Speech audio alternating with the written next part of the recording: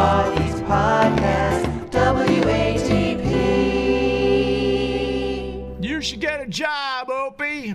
The reason why I'm excited to talk to you, Will, is because you do those awesome videos where you're pretending to be the Brotherman himself, either on the beach or in downtown Manhattan or wherever he likes to pull out his phone and film himself. And I don't know if you've been listening to his show at all lately, but Opie is becoming more over the top than your over the top impression of him. Like he's beating you at it. No, it's true. Like I listened, I don't know. I think the last time I listened was like 2 weeks ago. And I'm like, I don't know what is happening here. It's like he feeds me and then I feed him back. And it's like this human centipede of like bad impressions. And we just go back and forth. Like I totally don't get it. It's actually kind of meta and cool. Like he's watching the videos and definitely. And like, you're taking he's full like, I credit. guess the douche here. Yeah, I'm taking full credit. Who else coming out and going like, yeah, man, I'm the reason why. Well, it's a shame no one knows who Opie is anymore because Will would be getting such attention. It's like a spot-on impression. I know. If Opie were more popular, Opie has 100 people watching him. It's like, Will, this is not the guy that you want to do an impression of. Yeah. Oh, it's the most like niche like fucking impression of all time. Like no one gets it except for the people that do get it and they love it. But I can't go on stage and be like, you know how Opie Hughes talks, y'all? I would love if you did. Oh, all right. So This latest episode, he's doing one of his shows where he's in his car because the street sweeper is coming and he's gonna have to sit in his car for an hour and a half and move his car on the other side of the street. And he's in a pan mood on this episode. It's really great. Oh boy! And listen to the over the topness of the Opster here. He's bitching about it's expensive to live on the Upper West Side of Manhattan. I don't know if you guys knew that, but oh yeah, that view that he has 500 feet above Manhattan, it's not cheap. And then there's like a website for the area, and some asshole fucking lady, these hoity-toity bitches. Some would call them Karens. She basically said on a website for the neighborhood that you should be giving $100 to every single person that works in your building where you live. $100 a person. In my case, that would be $4,000. $4,000 cash, by the way. There's a few people that we really like in our building, and we'll take care of them. And then the rest, it's like, why am I giving you money? Why? Isn't this your job? $4,000. You know what's nice, though, is that I've always wondered, like, is there a podcast that kind of covers the board meetings of different buildings in New York? And now I know Opie will give me that sort of information. I just love what a softie, huh? You know, it's only been a horrible couple of years for 4 people who work in like that kind of thing, and he's only like a multi-millionaire 6 times over. So like, why would you want to give $100 to some poor guy during a COVID pandemic? It's great. He goes, I would have to give $4,000 cash. Well, what else would it be? Yeah. Cash, by the way. By the way, I don't know if you know they're that. only accepting it's traveler's not a tax checks write-off with no receipt, Carl. Yeah, I'm not going to give out IOUs this year. All right, it's tacky. I was told. So, according to him, there's 40 people who work in his building. 100 times 40 is $4,000.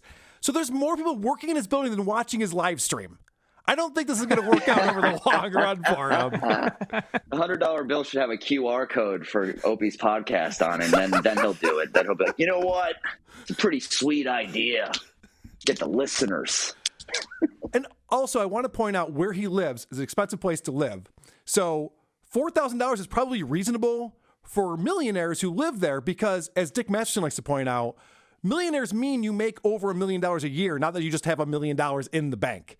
So when Opie has no revenue stream coming in, it does suck to just start handing all your money out like that. Even though he exclaims this, which I was shocked by. I got a job. No one's giving me Christmas fucking tips. You don't have a job, Opie. This is well documented. He takes donations all year. He takes donations all the time. I'm getting nothing but tips. I got to say, though, because me and Opie are like at the same place in the business now, which makes me laugh. Yeah. I convinced myself that I also have a job. Like the Blind Mike Project is my job in my mind. Dude, you are incorrect about that because I'm looking at you right now. You have soundproofing. You have a mic with a spit guard. You are way above what Opie is doing right now, talking into his phone while sitting in his car. Mike has 3 interns behind him just doing all his work. That is true. I do have a lot of slaves that I don't pay. I think intern is the word you want to use there, Mike. Well, whatever. Luis J. Gomez taught me slaves is the word. So listen to this. I thought this was interesting about how expensive it is to live in his building. And one of the reasons why our maintenance charges are so high, for me, $5,500 a month that I don't get back. Thus, then, why I'm sitting in my goddamn car. I'm trying to save money wherever I can. One of the reasons why the maintenance charges are so high is because they're unionized. So they're making crazy-ass money. It's a very healthy living. $5,500 a month for maintenance fees to live in his building. I can't even imagine. So to save money, he's not spending $800 a month on parking, but he pays $5,500 just on maintenance fees. The best way to not look like a rich asshole who's not tipping on Christmas is to also be anti-union. It's just a great look. And I'm getting ripped off on maintenance fees too. I think this is also. I think something you might have missed, Carl, is that this is also an example of like what a lot of people said about the Opie and Anthony show was that it was great that they could kind of just turn the mics on and do an entertaining show. Opie believes he was a big part of that, so he thinks he can just bring up like things happening in his building and have it be interesting. Yeah, I read this thing on the internet that said I should be tipping everyone $100. Okay, then either you could do that or don't do that. I don't know what to tell you, Hope. Figure it out. So fortunately, someone in the chat calls him out because they're thinking the same thing that I'm thinking. Like, dude, you're spending all this money to live there. What's $800 more a month so you don't have to sit in your fucking car? You're a win. You're saving $800 a month on parking. A couple of months of that is tips for the building people, or it's other bills I could be paying. Nero, don't take their side. Don't take their side. They shouldn't have my money. That's classic Opie, though. Like, he'll see people disagreeing with him and think, like, surely you're insane. I'm always like, right. how could I be wrong?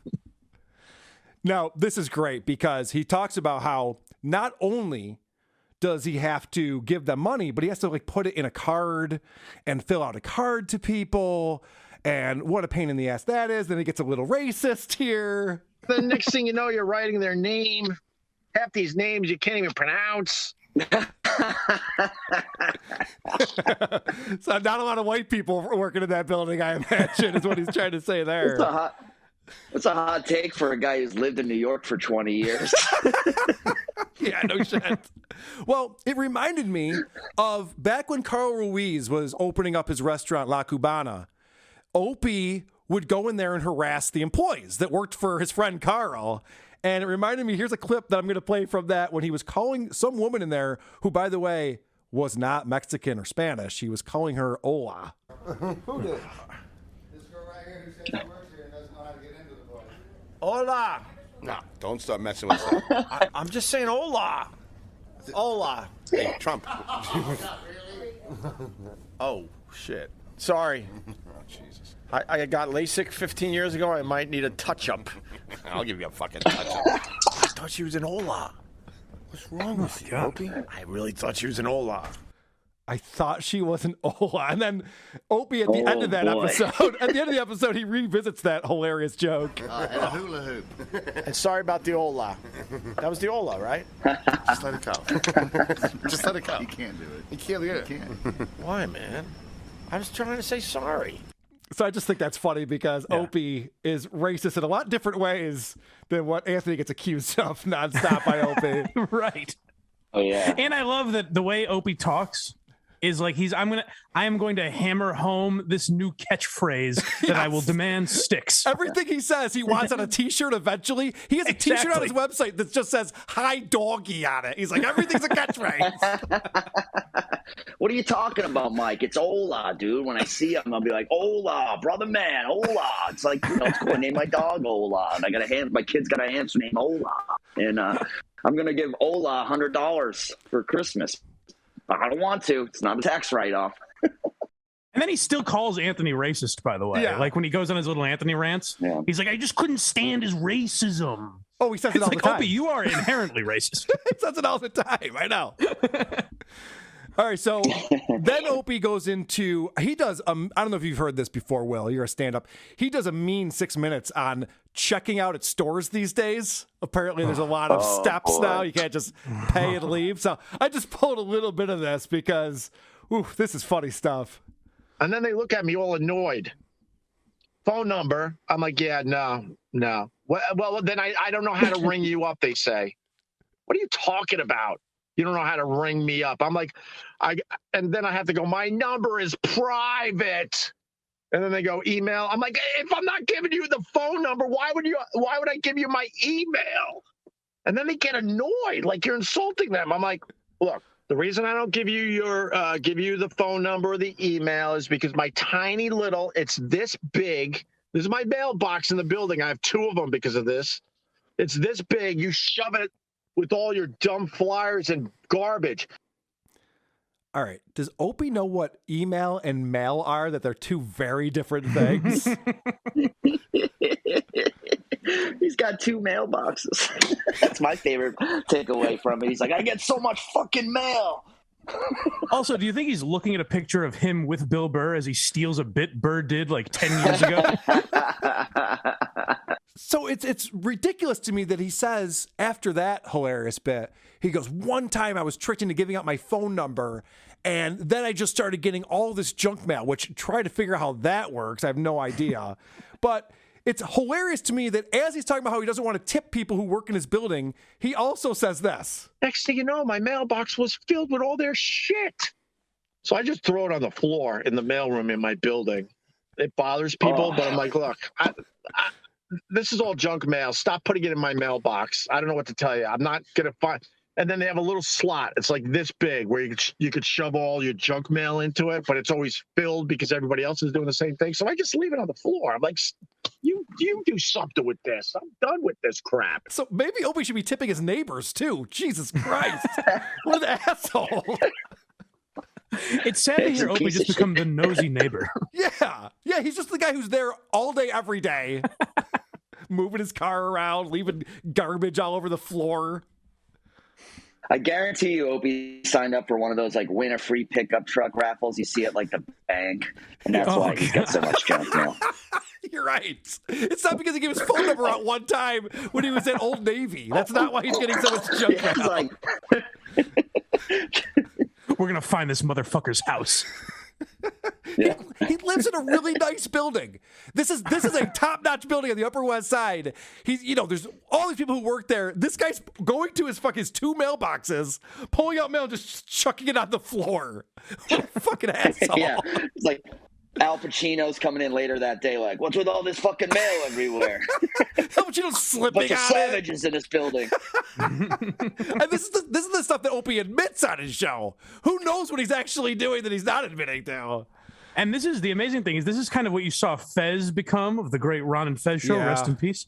This is what you saw Fez become late in life, where he was just kind of an insane, nosy, neurotic guy who was obsessed with his neighbors and what was happening in this building and everything. And I think that's what Opie's doing now. Yeah, Opie's going to have his dog on to say the word cookie on the next episode. All right, so Benjamin Tucker shows up. Now, if you guys don't know who Benjamin Tucker is, he's an Opie Radio super fan who donates to the show regularly. Opie had just gone through the fact that he's paying $5,500 a month in maintenance and $4,000 for tips and all this shit. And then this happens. Holy shit, where have you been, Benjamin Tucker? Throwing a quick $20 at me. Happy holidays to you, Benjamin Tucker. Wait, Benjamin Tucker, did your holiday pass? Tucker could go either way, right? Tucker's a little sneaky. That last name's a little sneaky. Okay, so all of a sudden, anti-Semitic Opie shows up. The word sneaky is a weird word to use, isn't it? Is he Jewish? I don't know. It's sneaky. Seems a little sneaky to me. He's sneaky, he's cheap. You know how these people are. He doesn't like a drafty room. He sounds like a guy like watching like a watch post in Dresden, Germany in the 40s. He's like, oh, I don't know, Tucker, it's a sneaky one, and Jews are sneaky people. So what are you doing, young man? You know how I know he's not Jewish? Is he's donating money to Opie. That's how I know. See, now that's fun anti-Semitism right there. So after Opie says this, which is a weird thing to say, obviously, he tries to explain that it's okay when he's anti-Semitic. And relax, I got Jews in my family. I got a few. How many actually? I got a nephew and niece that are half Jewish. So they do the double holiday thing. And just so you know, Will, I have friends who are black, so I just want to put that on record right now. Yeah. So it's fine. I like that too. He's like, my brother married a Jewish woman, so I can be as anti-Semitic as I want. Yeah, I was picking up on that too. He goes, my nephew and niece are half Jewish. I'm like, well, that means there's someone else in your family who's Jewish then, Hope. Now, how did they catch that disease? Yeah, how not? I hope they recover. Well, his hatred of tipping had to come from somewhere, so maybe he's telling the truth this time. No, this is... That was in character as Opie. I get it. That was Brotherman. That wasn't Will. That was not me. That was Shane Gillis and Brotherman at the same time. That was not me. It's so funny when Jim Norton used to throw out a bomb on the show and then try to do like a little tss afterwards to make it seem like Chip said it. Like, no, that wasn't Chip. That was Jim. We know. So Opie, this is where Opie starts to get upset because people are asking him questions about Opie and Anthony. And then he gets upset. He's already in a bad mood anyway. Look at this idiot, Dan. Because things have been so good since O&A ended. It's been great for me. Maybe not so great for you because your radio show went away, but my life got way better after Opie and Anthony. Way better. I could easily say that. Way better. Well, this is the next thing you got to do. I don't want to tell you how to do your comedy. Oh, yeah. But Opie explaining that his life is better now that he doesn't have a job or a fan base. It's one of my favorite things that he does. Like, you always know when Opie's voice goes really high like that he's completely full of shit. Yes. That's like one of his biggest tells. Is like, oh, yeah, like I'm totally happier now. Oh, it doesn't, yeah, I'm so happy. Oh, like when he does that, he's really lying. Yeah, I'd love to play poker with this guy. No, I want you to raise me. No, go for it. Raise me. I got it covered. Hey, buddy, you know, your life might not be great because you lost your radio show, but I've moved on to arguing with people in my building. Yeah. Obviously, my life is going fantastic. I get junk mail and leave it on the ground. I'm doing really well these days.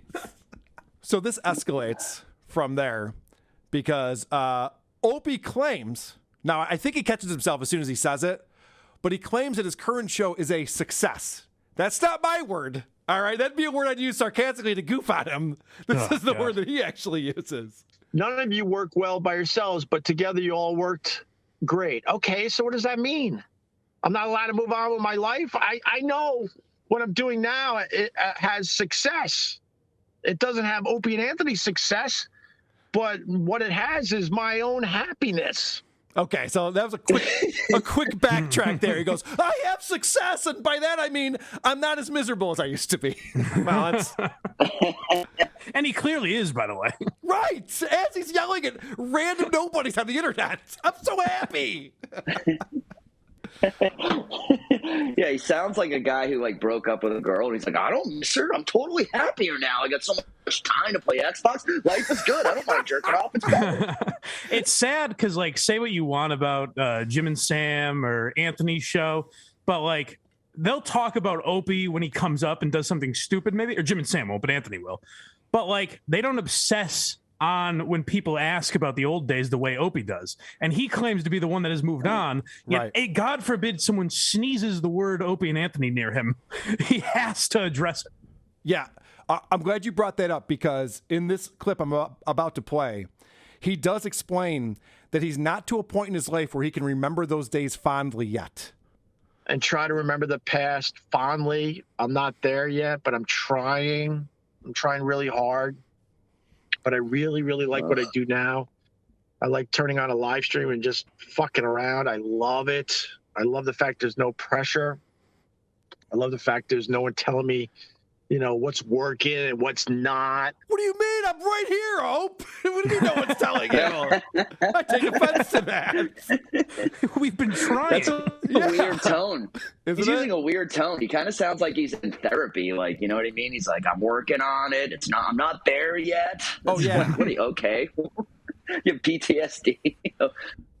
That is a weird thing to Over say. Uncle Paul. Wouldn't you, we've all had failed relationships in our lives, right? And you can look back at them and you can remember good things and bad things. You don't just sit there and just be like, that cunt ruined my life and I fucking hate everything about it. Like, that's where Opie's at still with 20 years of a radio show that he did. Carl, give him some time. It's only been 7 years, for God's sake. He'll figure it out eventually.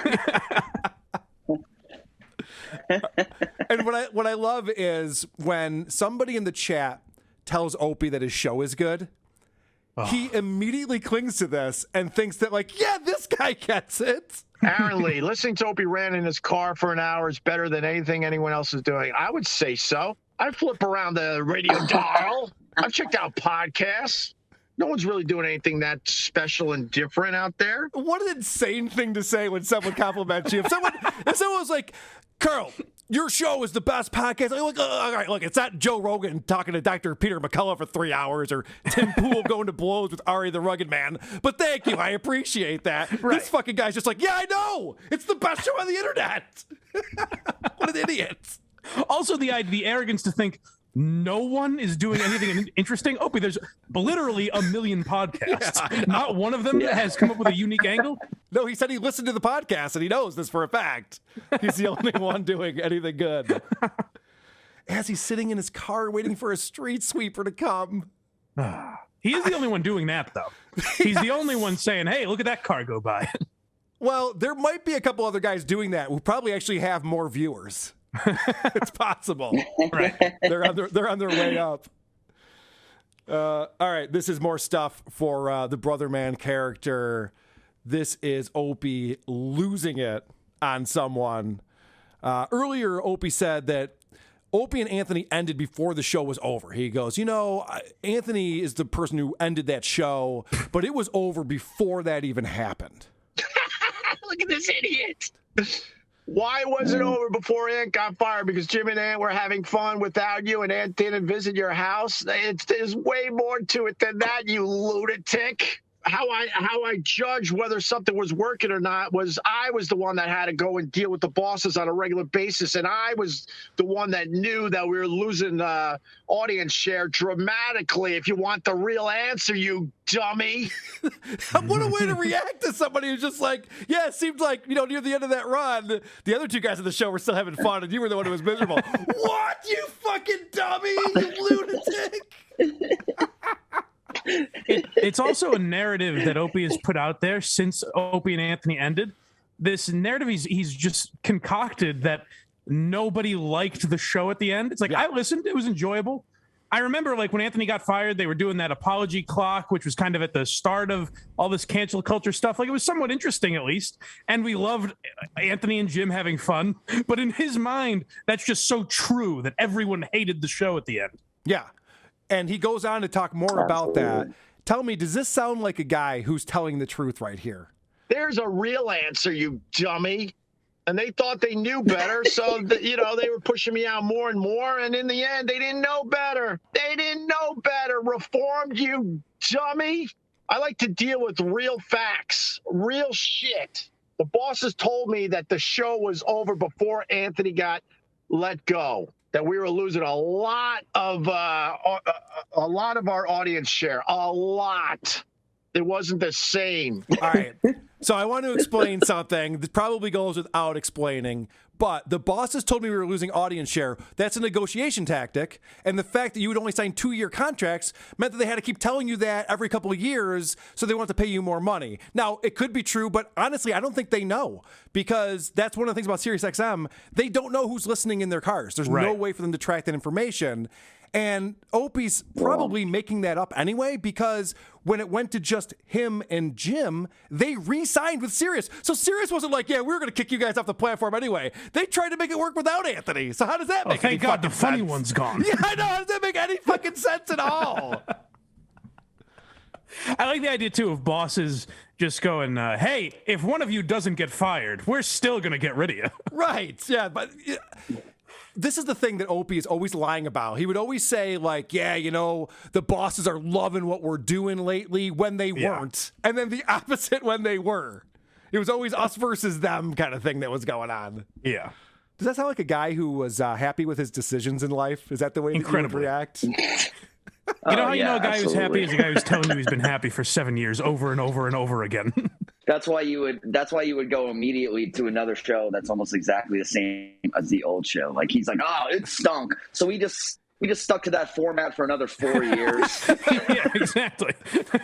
Yeah, I remember Ron Bennington going on when it was Opie and Jim and saying like, hey guys, maybe you should like reinvent the format now. You know, with Anthony gone, this is an opportunity to kind of reinvent yourself. And they did not at all. They're just like, no, we're just going to do the same thing we've been doing. And I've reinvented myself. Yeah, now he has. Now he's in his car yelling at the internet. I won't tip, but I'll reinvent, brother. And then this is a great Make it clip nice. because now Opie he can't even pretend that things are going well. He has to admit that they're not. Would I like to be making a little more money? Would I like to be talking to a few more people? Yeah. But in general, I'm really, really happy with how my career is going, and certainly my my private life is going.